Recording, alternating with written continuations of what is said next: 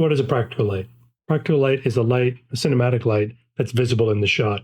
Essentially, it's a prop or part of your set that's being used to light the scene or to provide motivation for your lighting, which is a slightly different but overlapping thing. So if we have a look at this shot of John Wick, it gives you a good example of both. So the practical lights are these candles. They're actually in the shot and they're part of the shot, but they're also providing the motivation for this strong side light that's implied that the light is coming from candles or similar lighting in the room, but it's obviously coming from a much more strong source. Same thing here in the Mad Men example. The fluorescent lights are practical lights.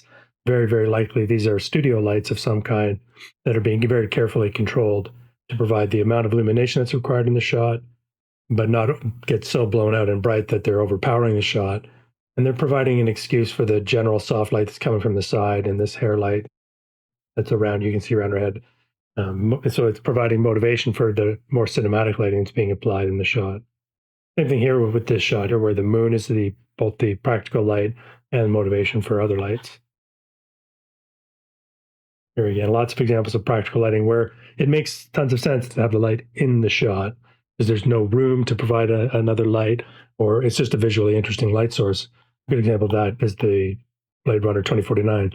The point of interest is the light source, and it's providing the motivation for the color scheme and the lighting that we're seeing on this shot.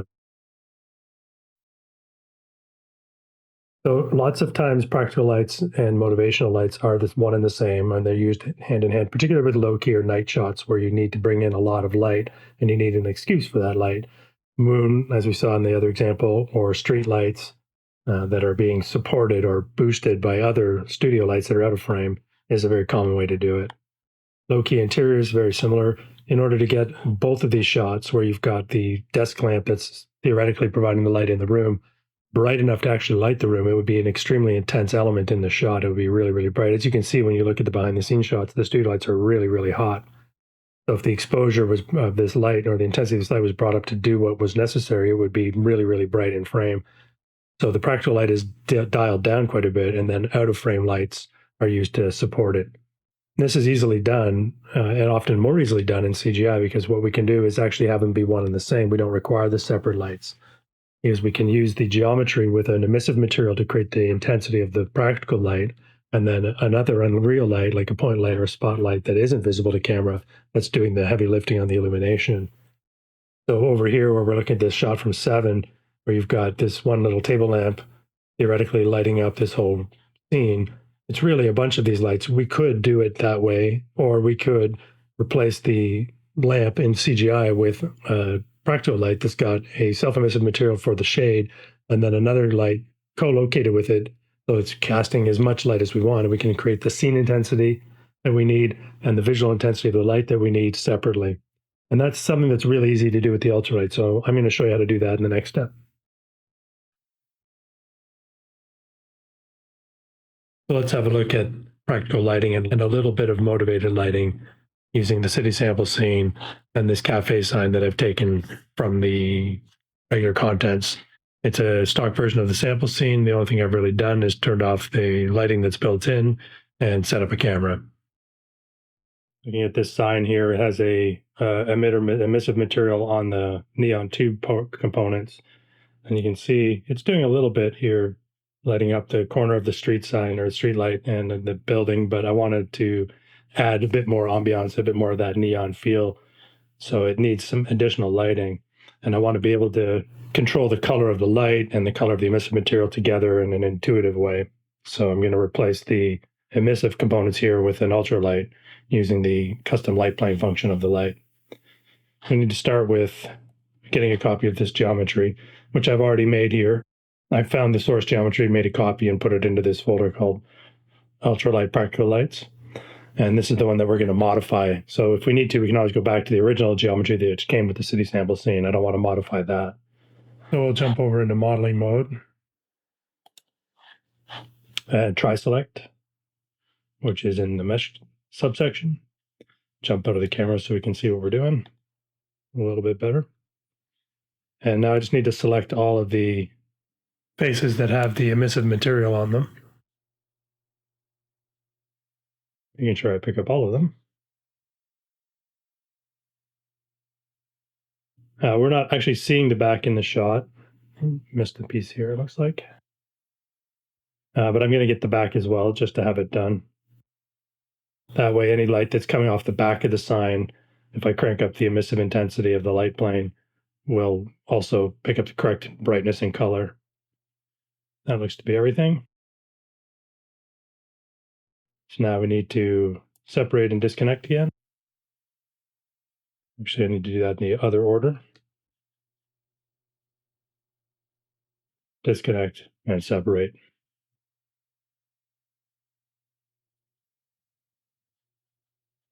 And we'll hit apply. And there we have it. So there's this mesh here. I'm just going to move that into the same folder, which is the UltraLight sign. So now we have the root mesh and the lighting sign. So we need to find that component. That'll go into the automatically created generated folder. And I'm just going to move that mesh. And you can see I've done some testing with this already, but this is the new one. I'm going to move that over into the practical lights folder. And we'll save that geometry as well. And now I just want to confirm that this new piece of geometry has only a single material on it, which it does. All right, so it's good to go. And so now we can actually delete that from the scene because we don't need that. We're going to replace that with an UltraLight. What I'm going to do is copy the transforms of the sign. And we'll add an UltraLight into the scene and give it the same transforms. Make sure it's set to scale of 1. And probably we'll have to match the rotation, but let's just replace the light plane and see where we're at. So we'll hide the shell geometry. And we're going to use a custom light plane. And in this place, we're going to find that piece of geometry that we just made. This one, and we'll drag that in. And yeah, we do need to rotate that. So let's try -90. And there we have it. So now it's locked in place. And I want to add this to that folder as well. And now I'm just going to parent it to that sign so that if we do anything, do reposition the sign, the UltraLight will go with it. It's perfect. Switch back to our camera view now. So now with that in place, we can grab the UltraLight and let's adjust the base color. Let's say we want to make it a bit more of a bluey tone. I'm just going to press G on the keyboard to hide the lines. Find that a bit irritating. We bring up our light plane intensity. So we have a good start, but this is basically back to where we were before. The nice thing about this, though, is that it's a single instance of this material. We can do all kinds of things with it and not affect other copies of the sign, like for example, the one that's over here in the background is unaffected. Whereas if we had been working with a duplicate of the material, we would have had to create a second material instance specifically for this sign so we could change it without changing all the rest of them. So I had to do a little bit of a reset, had a crash, so resetting the scene, and I decided to play around with the camera position a little bit. So we're back to more or less where we started with the light, but slightly different and I think slightly better camera position. I'd like to tweak that just a little bit again, just to get rid of this bit of building that's showing here. We can always go in and edit that geometry later to hide it, but I think in the short term, we can just drop the camera slightly, frame up a little bit better of a shot. And so, yeah, we've got the sign working, and at this stage, it's basically exactly the same as the self-emissive material was. The difference now is that we have a lot more control over what we could do with the material really quickly and efficiently, and also with adding extra lights in so that it interacts more realistically with the scene. Let's start again. I just want to revisit that color a bit. Maybe switch it to something a little more greeny. I'm going to press G on the keyboard to hide those lines while I'm working. So the base emissive material and the current light plane material that are on here are just a flat white, which isn't too bad, but it's a little unrealistic, I think, for sign that's supposed to look a little bit older. So we can use some of the built-in procedural tools to add some life to that. So if we have a look at the radial gradients, let's just turn that one on, see what we get. Now, the gradients are based on the UV coordinates, so UV mapping will be important to what results you get with your shapes. But for something like this, where you're just looking for breakup, it doesn't necessarily need to be perfectly UV. You're just looking for some natural appearing variation, then something like this can work quite well. So just so we can see where we're at, let's get to find where the gradient's really working.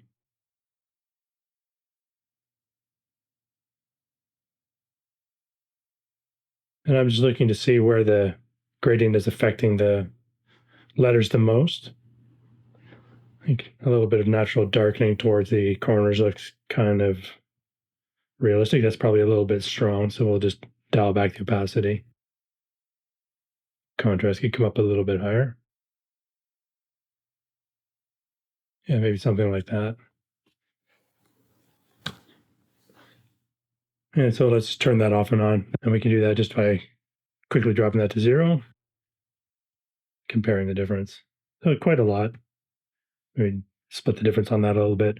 It's a good start. We can take advantage of the new feature, the second radial gradient. Let's create some bright spots. I'll do the opposite. So we'll just start with something really obvious, and we're going to invert that to make a hotspot. And what I'll do is crank up the multipliers and bring the scale down quite a bit.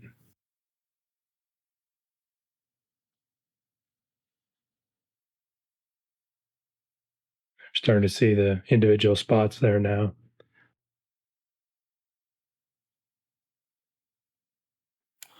That's probably too many. I just want to create a little bit of variation in there. And then we'll knock that back quite a bit too.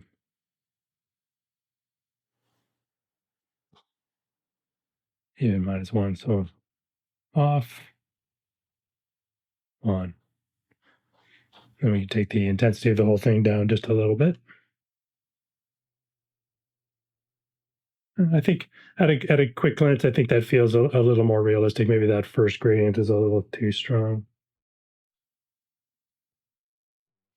So it just brings a little bit more life to it, a little bit more realism. It's fairly subtle and quick and easy. Nothing needed to be made or added, just using the tools that are built into the UltraLight. So that gives us a better starting point. Now I'd like to look at how the light's interacting with the scene. We have the emissive material doing its thing, but that's about all that's happening right now. There is a point light that's been activated, but if we look at where that is in the scene, let me just press G on the keyboard to get that back in. It's by default at the 0 point of the blueprint, which is way back here. We've moved the blueprint to line up with where that geometry is for the light plane. So the rest of the tools, the lights and the gobo, will be aligned with the pivot point of the light, and they'll have to be manually moved into position when using a custom light plane shape that isn't zeroed in world space. So I'm just looking to create some sense of that glow coming from around the light. You see what it's doing to the wall here. It's maybe a little bit too far forward. Let's just have a quick look in 3D space to see where we're at.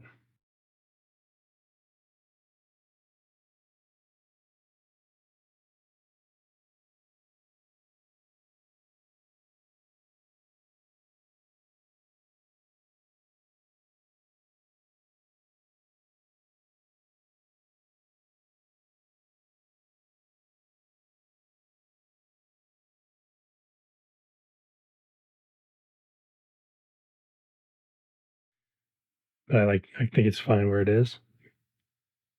Could even go back a little bit further, probably.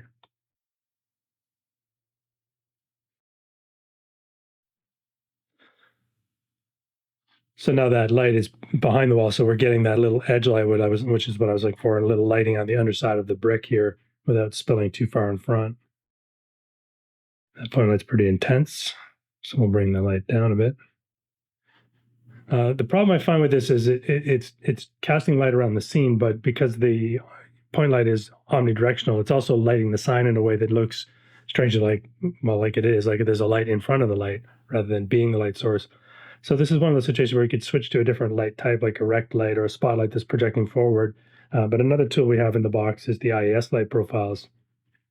If we add an IES light profile to a point light, it's going to control the lobes of the light and can push them more forward, even with an omnidirectional light like a point light.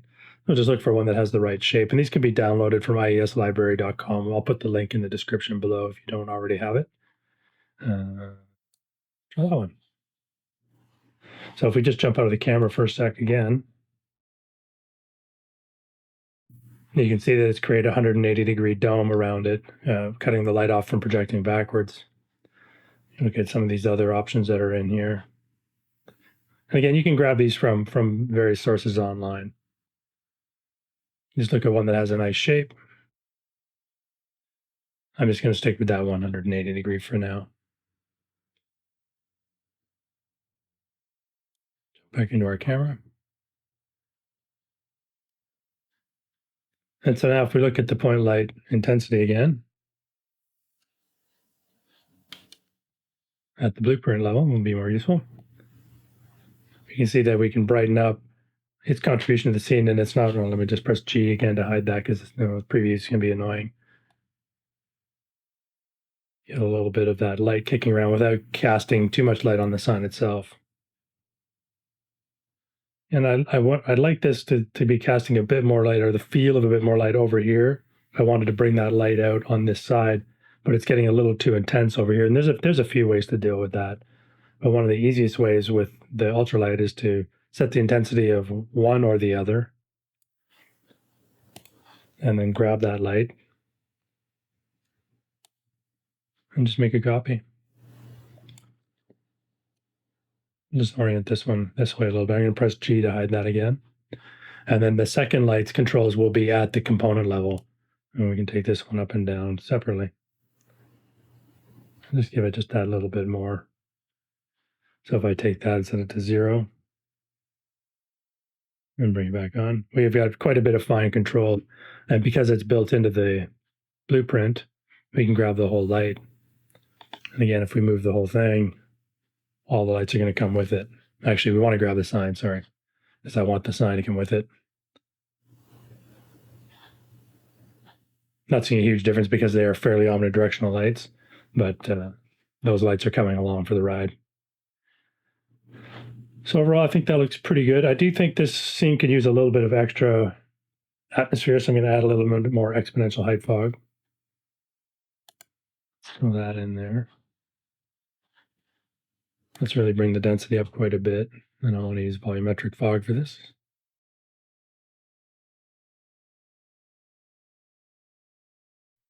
I need to find, I think there is already a height fog in this scene.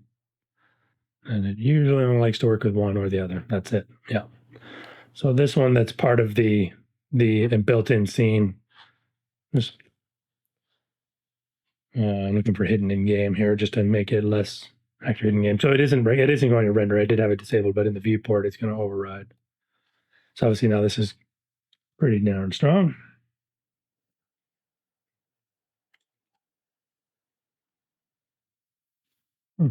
Getting kind of somewhere. I like kind of what's happening in the background, but the front is a bit strong. So if we grab those lights, reset my filter there. At the component level, we can edit the volumetric contribution of the various lights. They're all set by default to 1. And if they're lights of the same type or share a property, you can grab both together. And let's just knock these back quite a bit. Let's have, again, another look at that fog off and on. That might be a little bit strong.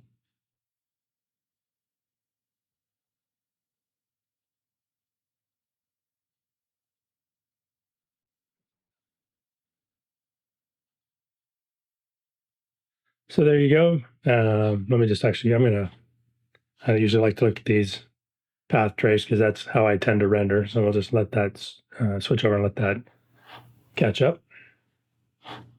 Give that a moment. This is going to be a little bit of an issue because of the position of that secondary point light, its contributions to the volumetric light. You're seeing the source. So let's have a look at ways we can mitigate that. Press G so we can see what we're doing.